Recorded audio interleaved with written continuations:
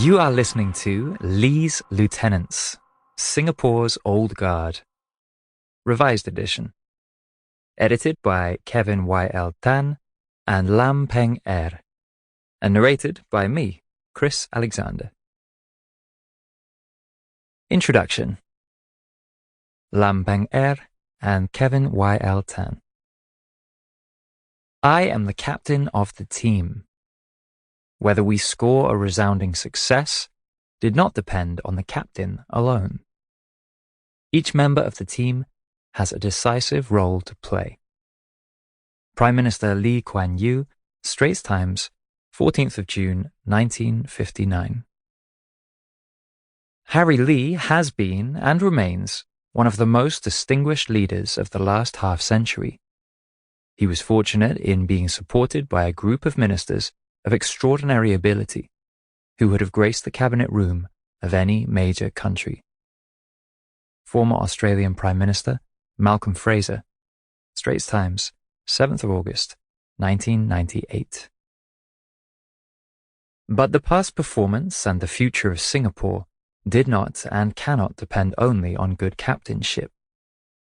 For the best of captains is doomed to futility and failure if his team happens to be unequal and poor in motivation, response, and performance.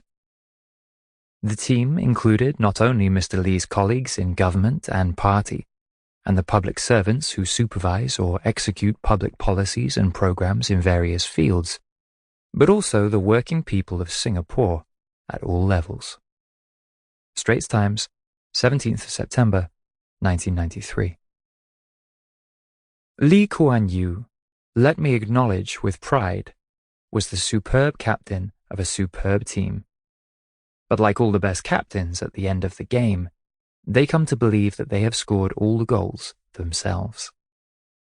Former President of Singapore, Devan Nair, Straits Times, 29th of May, 1988.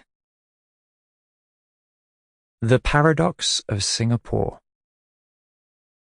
Conventional liberal democratic political theory postulates that an affluent society with a large middle class is the most conducive environment for the emergence of a liberal democratic polity.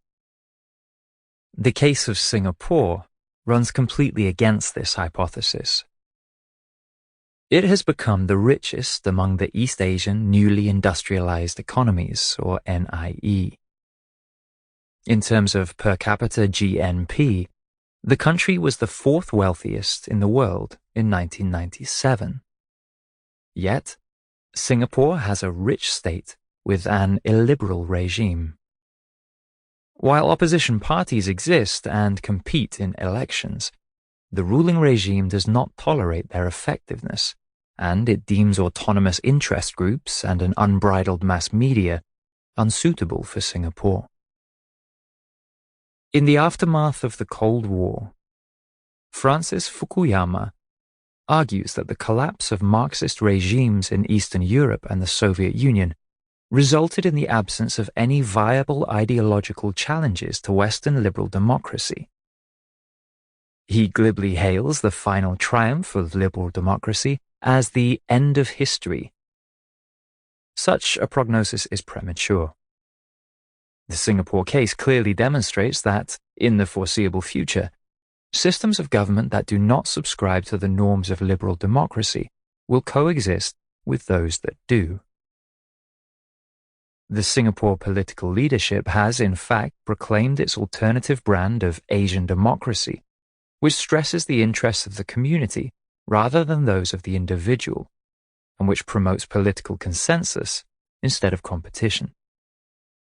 Singaporean leaders believe that an activist and autonomous state, which stands above sectional class, occupational and ethnic interests, is preferable to a passive state that condones parochial interests.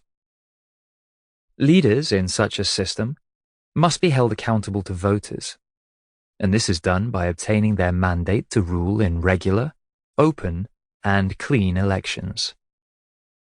But the masses are expected to accord respect to these benevolent leaders once elected, Sample complete. Ready to continue?